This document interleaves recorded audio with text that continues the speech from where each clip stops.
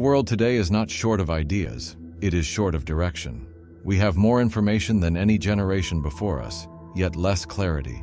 More freedom, yet more anxiety. More progress, yet deeper emptiness. The world is not asking, which religion is true? The world is silently asking something far deeper. Why does everything feel so broken, even when we have everything? Islam does not arrive with anger. It does not arrive with force. It does not arrive to erase cultures or dominate civilizations. Islam arrives like a mirror, not to convert the world, but to correct its course.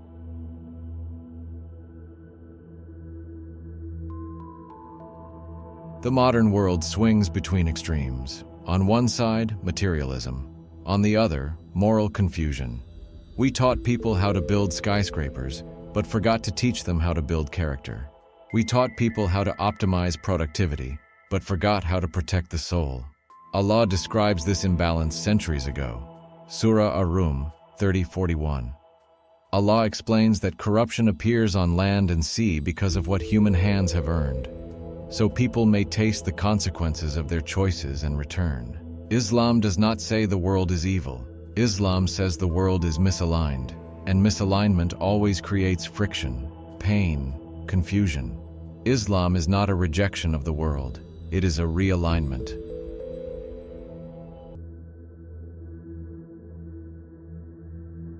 Every civilization answers one fundamental question: what is a human?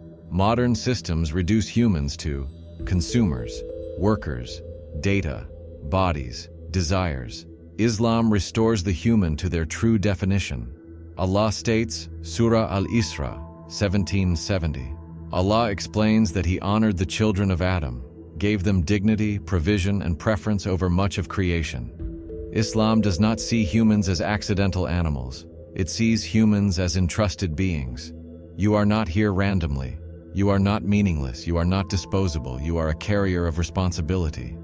And when humans forget that responsibility, power becomes oppression, freedom becomes chaos, and pleasure becomes addiction.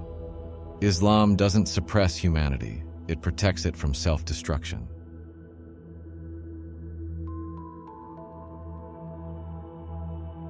The modern world worships freedom, but freedom from what and for what?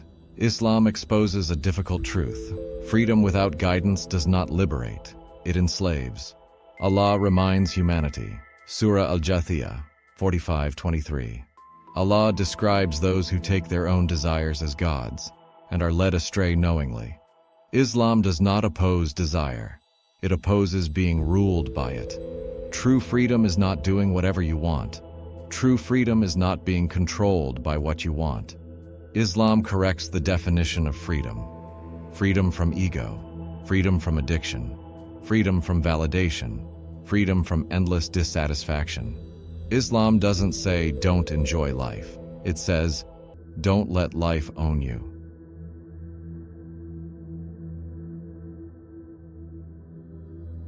Modern ethics change with trends. What is wrong today may be celebrated tomorrow. Islam asks a simple but terrifying question. If morality keeps changing, who is it serving? Allah says, Surah Al-An'am 6:1-16. Allah warns that following the majority does not guarantee truth, as many follow assumption rather than knowledge. Islam anchors morality in something above society, not popularity, not power, not profit.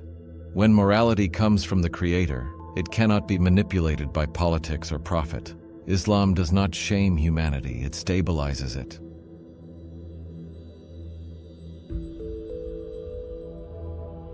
Every system promises justice. Very few deliver it. Why?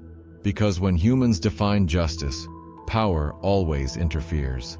Allah states, Surah An-Nisa 4:1-35. Allah commands standing firmly for justice, even against oneself, family, or those in power. Islam does not say justice is optional. It says justice is worship. Justice is not emotional. It is not selective. It is not tribal. Islam corrects injustice by removing humans from the position of ultimate judge. Only when God is above all, no one is above accountability.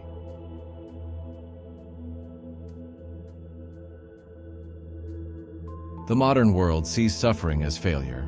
Islam sees suffering as instruction. Allah explains, Surah Al-Baqarah 2, 155-156. Allah teaches that trials of fear, loss, and hardship are tests, and those who respond with awareness of God are guided. Islam does not romanticize pain, but it refuses to let pain be pointless. Pain refines character, reveals truth, strips illusions, reconnects humans to humility. Islam does not promise a pain-free world. It promises a meaningful one.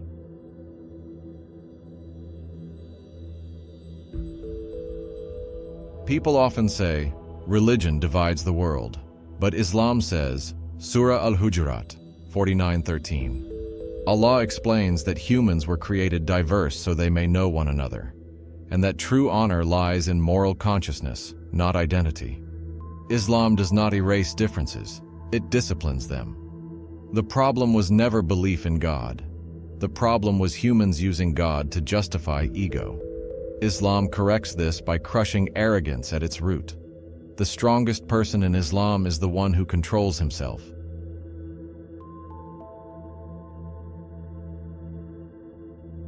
Islam does not want to rule the world. It wants to heal it. It does not demand blind acceptance. It invites reflection. Allah repeatedly asks humanity to think. Surah Yunus 10:100. Allah explains that guidance is for those who use reason and reflection. Islam is not afraid of questions, it is afraid of unexamined lives.